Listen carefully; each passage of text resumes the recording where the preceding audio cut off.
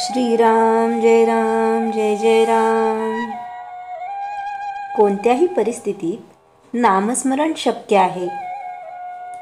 मनुष्याची सर्व धडपड शाश्वत समाधान मिळवण्यासाठी चालू असते। ते समाधान फक्त भगवंताजवळ असल्याने समाधानासाठी प्रत्येक माणसाला भगवंताची गरज आहे।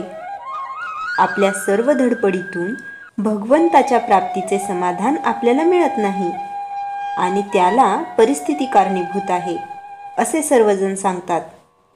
पण खरोखरच परिस्थिती आड येते किंवा काय हे आपण बघितले पाहिजे।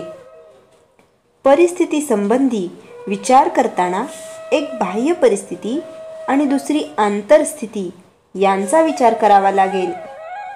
बाह्य परिस्थितीचा विचार करताना प्रथम आपली शरीर प्रकृती आड येते। ही प्रकृती कशीही असली तरी भगवंताचे स्मरण आपल्याला करता येईल की नाही? प्रकृतीला कितीही क्षीणत्व आले, देहाला कितीही विकलता आली तरी अंतकाळी भगवंताचे स्मरण करता येते असे भगवंताने गीतेत सांगितले आहे। देहाची अवस्था कोणतीही असली तरी त्यामध्ये नामस्मरण करता येत नाही हे म्हणणे काही बरोबर नाही। तेव्हा प्रकृती आड येते असे म्हणणे कितपत सुयुक्तित ठरेल? पुष्कळ लोक आर्थिक अडचणींसंबंधी कुरकुर करतात।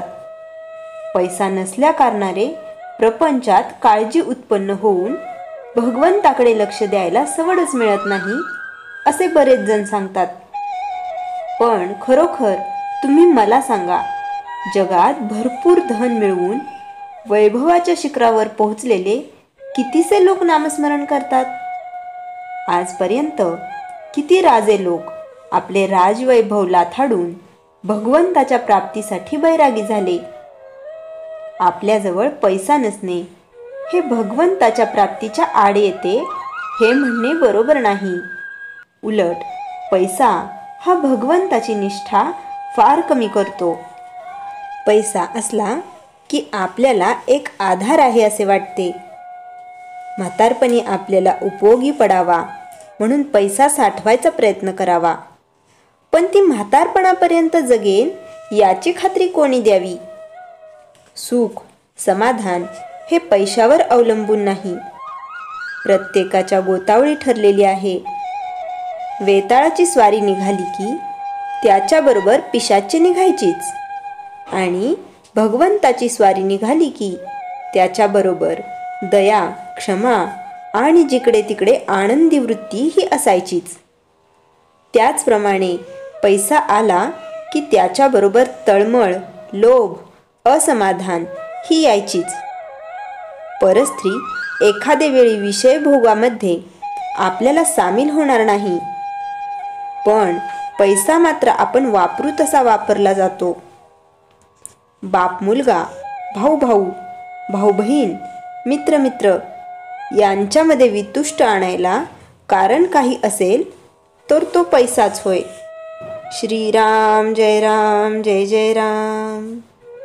चैतन्यवाणी। आपण पैसा साठविला तर गैर नाही, पण त्याचा आधार न वाटावा, अनुसंधानाच्या आड त्याला येऊ देऊ नये। श्रीराम जय राम जय जय राम। जयाच्या जनी जन्मनामार्थ झाला, जयाने सदा वासनामात केला। जयाच्या मुखी सर्वदा नाम कीर्ती, नमस्कार त्या ब्रह्मचैतन्य मूर्ती। श्रीराम जय राम जय जय राम।